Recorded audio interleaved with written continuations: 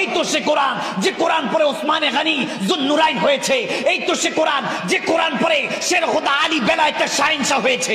এই তো সে কোরআন যে কোরআনকে রক্ষা করার জন্য বদর খন্দক উহুদের মতো কারবালার মতো প্রান্তর দেখতে হয়েছে। এই কোরআন সেই সময় ছিল, তখন তেনাদেরকে ফায়েজ দিয়েছে। এখন কোরআন কেন বান্দাদেরকে আলাদা করছে?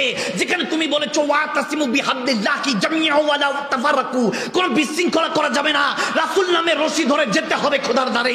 কিন্তু এই কোরআন কেন আজকে আলাদা করে দিচ্ছে? বান্দাকে কেন জুদা করে দিচ্ছে?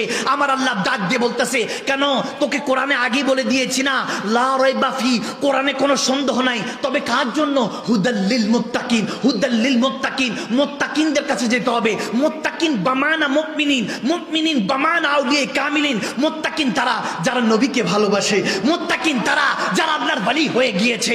আলা ইন্না আউলিয়াল্লাহি লা খাউফুন আলাইহিম ওয়া লা হুম ইয়াহজানুন। তখন আমি গিয়ে গৌসে পাককে জিজ্ঞেস করছি, তখন গিয়ে আমি জুনায়েদ বাগদাদিকে জিজ্ঞেস করছি, আবেদ শাহ মাদানি বাগদাদি হুজুর কেবলার কাছে গেলাম, বললাম হুজুর আপনার কাছে আল্লাহর ওলি, আল্লাহর ওলির কাছে আল্লাহ যেতে বলেছে, শায়েখ তরিকতের কাছে যেতে বলেছে, আপনাদের কাছেই যেতে বলেছে। এবার বলেন কোরআনে কোনো সন্দেহ নাই, তাহলে কেন আজকে এই কোরআনকে নিয়ে এত সন্দেহ? তখন আল্লাহর ওলি ডাক দিয়ে বলছে, কেন বান্দা বুঝো নাই? তোমাকে কোরআন বুঝতে হলে, মুত্তাকিনদেরকে বুঝতে হলে আগে যালিকাল কিতাব বুঝতে হবে। এই কিতাব, যে কিতাবের কসম আল্লাহ খেয়েছেন, এই কিতাব বুঝতে হবে। তখন গবেষণা করতে করতে ইমামগণরা আমাদেরকে জানাচ্ছেন, যখন কোরআন নাজিল হচ্ছিল লহে মাহফুজ থেকে এই দুনিয়াতে কোরআন নাজিল হচ্ছিল, গভীর কনসেন্ট্রেট মনোযোগ, এই জায়গা থেকে যদি মনোযোগ সরে যায় পুরো কথার সার্বভৌমত্ব যেই সারমর্ম আছে এটা ভুলে যাবেন, বুঝবে আসে না। এই জন্য মনোযোগ এই জায়গায় থাকবে। যখন জিজ্ঞেস করলাম, ইমামগণ আমাদেরকে বলতেছেন, যখন নবীজির উপরে প্রথম ইকরা বিসমি রাব্বিকাল্লাযী খালাক আয়াতে কারিমা লহে মাহফুজ থেকে নাজিল হচ্ছে, তখন আমার নবী যখন বলেছেন জুবান দিয়ে, কেউ মুখস্থ করেছেন, কেউ কলা গাছ পাতা লিখেছেন, কেউ চামড়ার মধ্যে, কেউ পাথরে, তখন কিতাব কিন্তু একত্রিত না।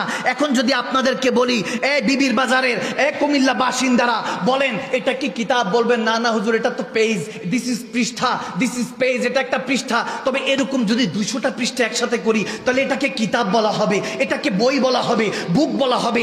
এর আগে এটাকে কিতাব বলতে পারবেন না, এটা একটা পৃষ্ঠা। যখন আমার নবী বলতেছিলেন, কেউ মুখস্থ, কেউ কলা গাছ পাতায়, কেউ চামড়ায় পাথরে লিখে রেখেছে, বিক্ষিপ্ত। আমার নবীর 50 বছর, 50 ইয়ার্স লেটার, 50 বছর ইন্তেকালের পর্দার 50 বছর পরে আবু বকর সিদ্দিকের হুকুমে ওসমানে গনি এই কোরআনকে একত্রিত করেছেন। এর আগে একত্রিত ছিল না, বিক্ষিপ্ত ছিল। তখন গৌসে পাককে ডাক দিয়ে বলছি, ইয়া সরকারে বাগদাদ, ইয়া সরকারে দো আলমের শান যে আল্লাহ বুঝাচ্ছেন। যখন শায়েখ তরিকতটা ডাক দিয়ে বললাম, ইয়া হুজুর আমাকে বলেন, এই কোরআন তো তখন আমার নবীর জামানায়